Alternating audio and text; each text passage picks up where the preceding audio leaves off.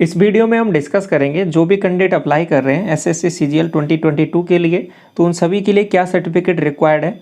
जो भी candidate belong करते हैं आपके पास एससी, एसटी, ओबीसी, ईडब्ल्यूएस या फिर पीडब्ल्यूडी कैंडिडेट, उन सभी के लिए जो सर्टिफिकेट रिक्वायर्ड है उसकी क्रूशियल डेट क्या है उसके बारे में डिस्कस करेंगे। इस डेट तक आपका सर्टिफिकेट बना होना चाहिए तो आपका सर्टिफिकेट वैलिड होगा, ठीक है। साथ में इसका क्या प्रॉपर फॉर्मेट है जो एसएससी की तरफ से प्रोवाइड किया है उस फॉर्मेट में आपका सर्टिफिकेट होना चाहिए, तो वो फॉर्मेट मैं आपके साथ यहाँ पे शेयर करूँगा हर एक कैटेगरी के लिए, ठीक है। तो उसके बाद में इससे रिलेटेड जो भी आपके डाउट हैं सर्टिफिकेट के बारे में वो यहाँ से सभी क्लियर हो जाएंगे, ठीक है। कौन सी अथॉरिटी से आपका सर्टिफिकेट बना होना चाहिए, कब तक का डेट का होना चाहिए, वो सभी चीज़ें यहाँ पे आपकी क्लियर हो जाएंगी। तो समझिए सबसे पहले तो जो क्रूशियल डेट है जहाँ तक आपका सर्टिफिकेट बना होना चाहिए उसके बारे में डिस्कस कर लेते हैं। तो 8 अक्टूबर तक ये लास्ट डेट दिया है इन्होंने, तो 8 अक्टूबर तक का आपका सर्टिफिकेट बना हुआ होना चाहिए, ठीक है। जो भी कैंडिडेट अप्लाई कर रहे हैं इन पर्टिकुलर कैटेगरीज से, तो ये लास्ट डेट है। इस तक ये फॉर्म फिलिंग की लास्ट डेट भी है और आपका इससे पहले का ही सर्टिफिकेट होना चाहिए, ठीक है। ये बात क्लियर है। इसके बाद समझिए जो आपका सर्टिफिकेट है उसका क्या प्रॉपर फॉर्मेट होना चाहिए, इसके बारे में डिस्कस करते हैं। तो सबसे पहले देखिए ये फॉर्मेट डिस्कस करते हैं एससी एसटी कैटेगरी के लिए।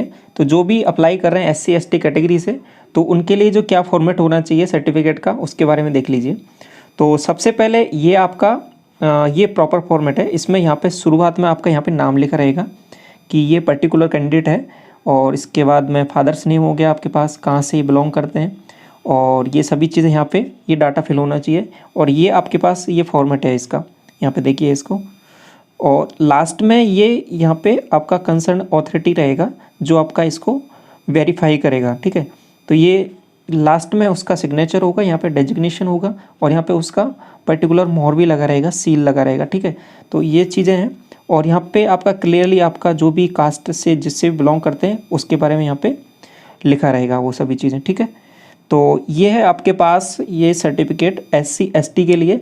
अब इसके बाद में ये किसके कौन सी अथॉरिटी इसको वेरीफाई करेगी उसके बारे में देख लीजिए कि कौन सी अथॉरिटी का आपके पास ये बना होना चाहिए। यहाँ पे पर्टिकुलर एक लिस्ट है, तो ये यदि अथॉरिटी से आपका सर्टिफिकेट बना हुआ है तो कोई इशू नहीं है, तो आपका वैलिड रहेगा, ठीक है। तो यदि ये ऐसा नहीं है तो आपको ये वाला सर्टिफिकेट बनवाना पड़ेगा।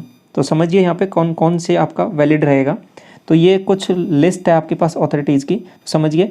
तो डीएम हो गया, डिस्ट्रिक्ट मजिस्ट्रेट हो गया, एडिशनल डिस्ट्रिक्ट मजिस्ट्रेट हो गया, कलेक्टर हो गया, और इसके बाद डीसी यानी डेप्यूटी कमिश्नर, और इसके बाद में एडिशनल डेप्यूटी कमिश्नर हो गया, और इसके बाद में कलेक्टर और फर्स्ट क्लास स्टिपेंडरी मजिस्ट्रेट हो गया, सब डिविजनल मजिस्ट्रेट हो गया आपके पास, एसडीएम जिसको बोलेंगे, और इसके बाद में extra assistant commissioner, taluka magistrate, executive magistrate. तो ये सभी लिस्ट है। इसके बाद में एक और सेकंड दिया पॉइंट, इसको देखिए कि chief presidency magistrate, additional chief presidency magistrate, presidency magistrate, revenue officer not below the rank of tehsildar, ठीक है। रेवेन्यू ऑफिसर का भी वैलिड रहेगा लेकिन वो तहसीलदार से नीचे नहीं होना चाहिए, ये भी लिखा हुआ है। आगे देखिए SDO, sub divisional officer of your area, आपके एरिया का एसडीओ हो उसका भी आपका सर्टिफिकेट वैलिड रहेगा। Where the candidate and his family normally resides, मतलब जहाँ पे आप जनरली रहते हो उस एरिया का आपका ये वैलिड रहेगा सर्टिफिकेट। इसके बाद में ये एक नोट भी दिया है कुछ कैंडिडेट के लिए, इसको ध्यान से समझिए। एसटी कैंडिडेट जो बिलोंग करते हैं आपके पास तमिलनाडु स्टेट से, वो आपके पास सबमिट कर सकते हैं certificate only from the revenue divisional officer. तो ये पर्टिकुलर तमिलनाडु कैंडिडेट्स के लिए तो ये इसको कंसिडर कर सकते हैं। और बाकी जो कंसर्न अथॉरिटी है वो आपके पास यहाँ पे ये सभी पर्टिकुलर लिस्ट है। यदि इनसे आपका जो सर्टिफिकेट है बना हुआ है, इनका पर्टिकुलर नाम लिखा हुआ है इस पोस्ट का, पर्टिकुलर पोस्ट का, तो आपका जो सर्टिफिकेट है वो वैलिड रहेगा यहाँ पे। तो ये जो डेजिग्नेशन है तो यहाँ पे ये सभी चीज़ में से आप एक और वेरीफाई कर लें, ऐसा है तो अच्छी बात है, इससे आपका वो वैलिड रहेगा सर्टिफिकेट। यदि ऐसा नहीं है तो आपको बनवाना पड़ेगा, ठीक है। इसके बाद में देखिए ओबीसी के लिए क्या सर्टिफिकेट का फॉर्मेट है, for the post under the government of India. और नेक्स्ट इसमें हम डिस्कस करते हैं। तो यहाँ पे आपकी पर्सनल डिटेल्स रहेंगी, आपका नाम हो गया, कहाँ से आप बिलोंग करते हो, कौन सा डिस्ट्रिक्ट है, ये सभी चीज़ें। इसके बाद में जो कंसर्न अथॉरिटी है जहाँ से आपका वो वेरीफाई होगा वो हो जाएगा आपके पास डीएम और डीसी यानी डिस्ट्रिक्ट मजिस्ट्रेट, और आपके पास डेप्यूटी कमिश्नर।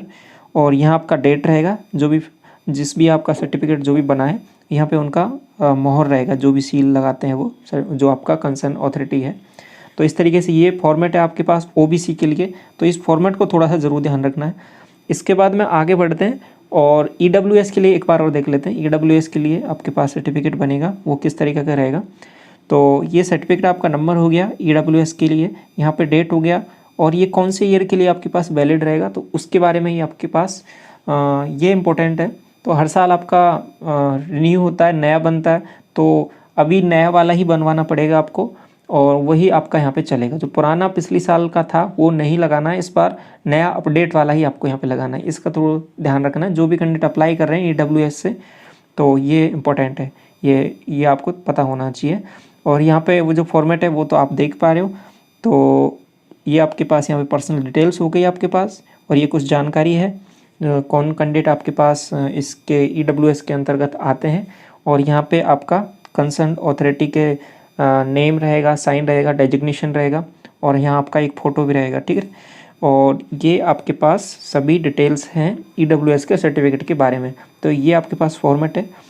तो ये जो पूरा जो नोटिफिकेशन है इसका, ये फॉर्मेट को आप अपने एंड पे एक बार ज़रूर रीड ज़रूर करना, इसको देखना अच्छे से।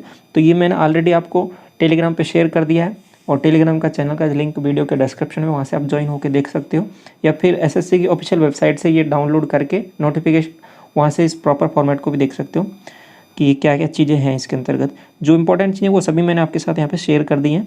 तो ये फॉर्मेट है आपके पास ईडब्ल्यूएस के लिए, और इससे पहले ये आपके पास ओबीसी के लिए हो गया, और ये आपके पास एससी एसटी के लिए हो गया, ठीक है। एससी एसटी के लिए दोनों के लिए सेम फॉर्मेट है।